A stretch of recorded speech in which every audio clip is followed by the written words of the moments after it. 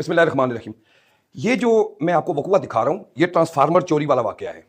अच्छा, ये बाराकऊ रेंज की बात है और बाराकऊ के एक निवाही गांव है, कायद आज़म यूनिवर्सिटी के साथ है, 2-3 किलोमीटर शॉर्ट। और ये वहाँ से तीसरा ट्रांसफार्मर जो है चोरी हो रहा है। ठीक है जी। अब सवाल ये पैदा होता है कि क्या ये आम पोर्टली का काम है? ये जो मनशियात वाले लोग हैं पीने वाले, ये उनका काम है? तो ये तो अगर आप चाहें ना तो इसकी तहकीक तो कुछ मुश्किल काम ही नहीं है हजूर। एक्सीएन साहब, एसडीओ बाराकऊ और एक्सीएन बाराकऊ, ये जनाबी अली, आपको भी कुछ समझ आ रहा है कि ये क्या चल रहा है? ये तीसरा ट्रांसफार्मर इसी रुमली गांव की हदूद से चोरी हो रहा है और इसी टेक्निकल तरीके से हो रहा है।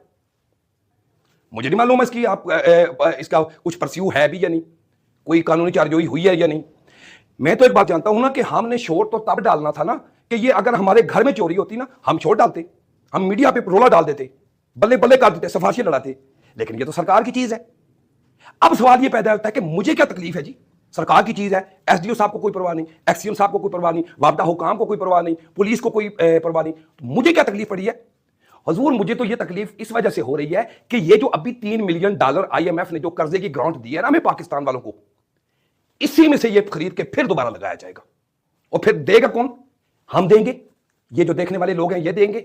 और वो बच्चा जिसने दुनिया में आते हुए आंख खुली है, उससे लेकर मरने वाले बूढ़े तक जो कब्र में जाता है, उसके ऊपर ये बराबर तकसीम हो जाएगा। ये 10-12 लाख रुपए का जो ट्रांसफार्मर है, तो आपको ये मामूली चीज लगती है? एक वाकया हो जाता है ना, मिस्टेक हो जाती है, नेग्लिजेंस हो जाती है, पता नहीं चोर था जी ले गया, वही ये तीसरा वाकया हो रहा है हजूर। वाबदा हुकाम, मुझे समझ नहीं आ रही है कि अगर कंप्लेंट यहां पे करें, किसी को बताएं तो किसको बताएं? निजाम है किसके हाथ में ये नहीं पता। लेकिन जो भी अगर कुछ सुन रहा है तो जनाब अली, ये 10-12 लाख रुपए के ट्रांसफार्मर यहां से जाके वहां से नीचे उतारे जाते हैं। ये आपके सामने है सारा कुछ, ये देख रहे हैं आप कितने टेक्निकल तरीके से ये चोरी होते हैं। इसमें से वो ऑयल निकाल के ले जाते हैं, या पता नहीं, हमने तो कभी देखा भी नहीं उसके अंदर है होता क्या है। तो वो चीजें वो, तो ये जो निकालने वाले ये कौन लोग हो सकते हैं? आपको एक बात मानना पड़ेगी कि जब तक घर का चौकीदार मुलव्वस ना हो ना, तो भाईजान घर में चोरी नहीं होती। तो मैं डायरेक्टली किसी के ऊपर इल्जाम नहीं लगा रहा हूं, लेकिन अगर आप इसके ऊपर थोड़ा परस्यू करते ना, इसकी तहकीक करते, आपको पता लग जाता कि ये किसी टेक्निकल बंदे का काम है, किसी कारीगर आदमी का काम है, जो अवेयर आदमी है, जो इस मामले को जानता है। बिजली को डिस्कनेक्ट करना ये किसका काम है?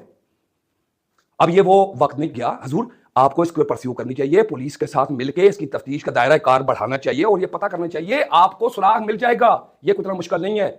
अगर आप समझते हैं ना कि ये बहुत मुश्किल है, चोर था कोई लेके चला गया, तीसरी दफा लेके जा रहा है चोर, और हमें पता नहीं है, तो सर ये हमारी फिर नालायकी में आता है। फिर अगर हम इसको कहें ना कि हमें पता नहीं चल रहा है कौन ट्रांसफार्मर में से ये चीजें निकाल के जा रहा है, फिर तो हम क्यों बैठे हैं यहाँ पे?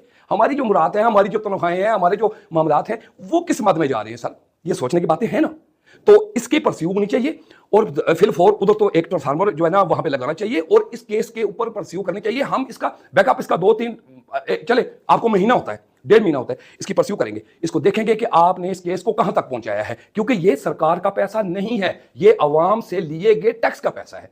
और हम लोग इस तरह, अब वो 80 की दहाई में आपने हमें डाल के हमें उल्लू का पट्टा बना लिया, ऐसे ना करें जनाब। इसके ऊपर परस्यू करें। ये सरकारी चीज नहीं है, अवाम है, ये गरीब अवाम है, इनको इलाज नहीं मिलता, इनको रोजगार नहीं मिलता, 2 वक्त की रोटी के लाले पड़े हुए हैं। और यहाँ 12-12 लाख रुपए के ट्रांसफार्मर लोग नीचे उतार के वो चीजें करके चले जाते हैं, फिर नया ट्रांसफार्मर इंस्टॉल होता है 12-13 लाख रुपए का। क्या हो रहा है सर? ये नहीं होना चाहिए हजूर। इसके ऊपर थोड़ी सी तहकीक होनी चाहिए कि ये ऐसा क्यों हो रहा है।